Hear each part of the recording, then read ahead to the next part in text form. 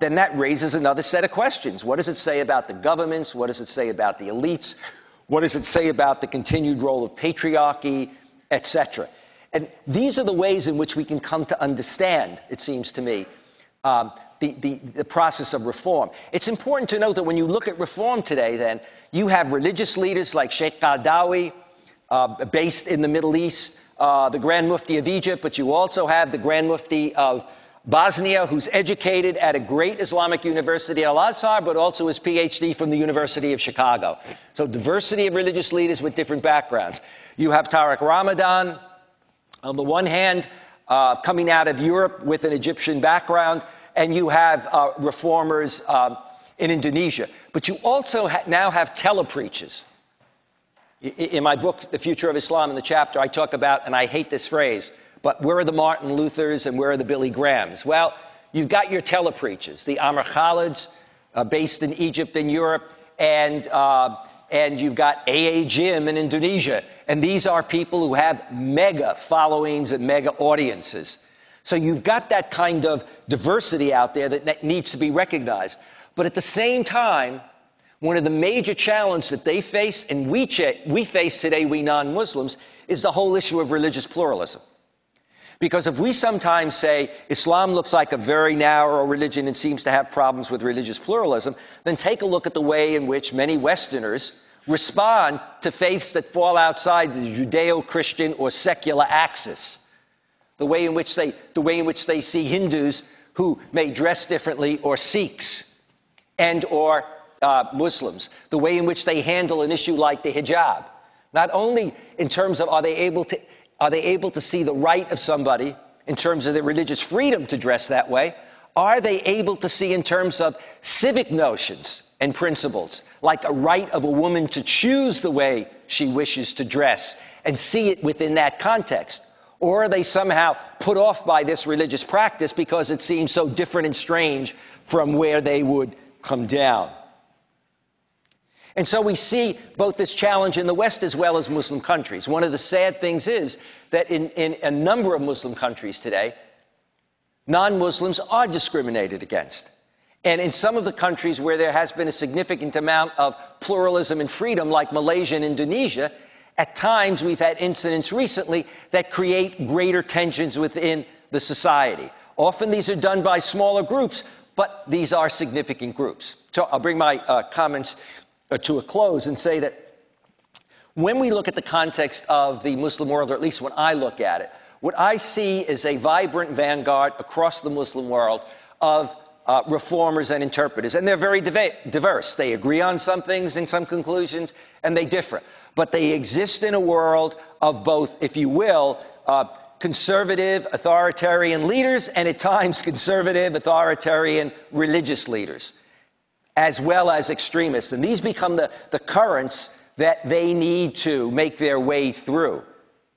And at the same time, in many ways, for Muslims in the West, they function in an area in which there is growing Islamophobia, which can tend to marginalize them. And the great irony here is that some of the real reformist voices in the Muslim world come out of Europe and America.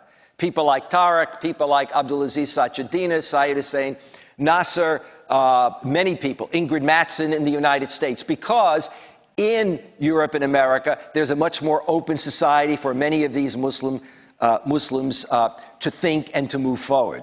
So, having ended that, we'll now move gingerly to our conversation, and then go, because we want to have a substantial amount of time for a Q&A with the audience. Thank you. We have mics. Our mics are on. Can you hear me with this? Okay. Let me begin by asking Tariq,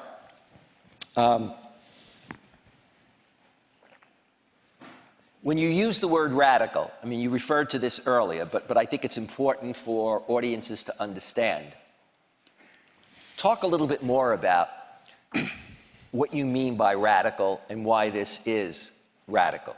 Because clearly, with all the media that we're going to have and the people you're going to meet, it makes a great headline.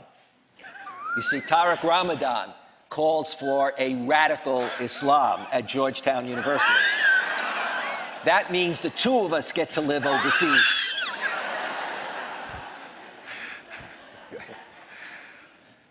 No, I knew that this could be misunderstood. And I'm always, even after September 11 and then what we had in London, 7/7, we had a very important discussion about labeling and how do we call the people. We ended up with violent extremism, to be clear that this is what we are talking about. I don't have a problem with radical views in something which has to do with changes, the way we have to change our mindset, an intellectual revolution. This is what exactly I mean. A radical reform is for us to radically change the way we are dealing with the sources. And this is radical in a way which is, I'm challenging, in fact, the Muslims from within on both sides, so to speak. Because very often the Muslim scholars, some of them, I had discussions with Sheikh Ali Jum'a and Sheikh Al-Qardawi and others who had the impression that all my thinking is about challenging them by saying, you authority, it's not to be respected. I'm not saying this, and this is why it's very important for me to speak about respecting the tradition. But I'm challenging the kind of authority that they have, speaking about all the fields in all the situations and say, oh, this is halal, this is haram, this is the way it should be. I have a problem with this.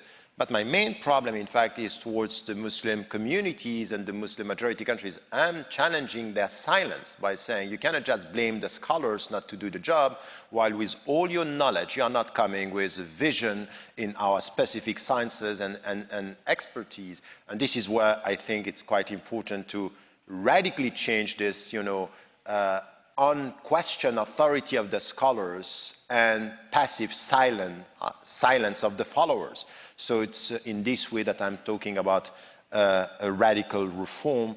And once again, all what you were saying about, ijtihad and reform, I think that this is a problem today, just to carry on your idea. The fact that the great majority, the mainstream today, you go wherever you want, in the Muslim majority countries as well as in the West, and you say, do we have to interpret the Quran? The mainstream would say yes. Would say yes. And what are the limits? We can discuss the limits, but the fundamentals is usul, no, this is immutable, we accept this. What are the limits is, this is why we have questions.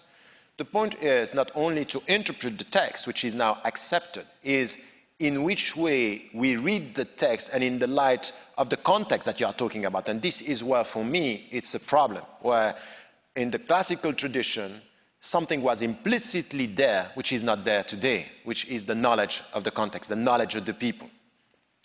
For example, something great, the student of Ibn Taymiyyah, for example, Ibn al-Qayyim al-Jawziyah, when he was trying to list the qualification of a mujtahid, he said, halat al-nas, you should know what the people are living, what are the experiences, the society.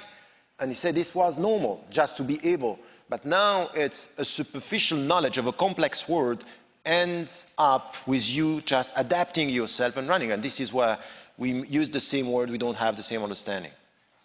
There's an issue that is faced today both by Muslims in the West and also an issue that many non-Muslims in the West identify or see as an issue. And that is the role of religion in life and even in the public square, in public life. And so, and it's not something that's completely new. For example, in polling, one finds that more than 50%, maybe close to 56% of Americans believe that America's laws should be based on the Bible, which is an interesting kind of discovery for many other Americans. But on the other hand, one need only look at debates in the last presidential campaign, and even before that, when it came to Supreme Court justices being appointed, to see these kinds of issues. But with regard to Islam and Muslims in particular, a concern that you see raised in Europe and America at times is, well, how are these Muslims really going to fit in? Because Islam is central to their life, because in some way or other they're going to want to follow Islamic law. And what does that mean? Are they going to want to implement Islamic law? At the same time, we know that there are Muslims both in Europe and America who talk about the need to develop a fiqh, a legal understanding for those who are living as a minority, for those Muslims. Can you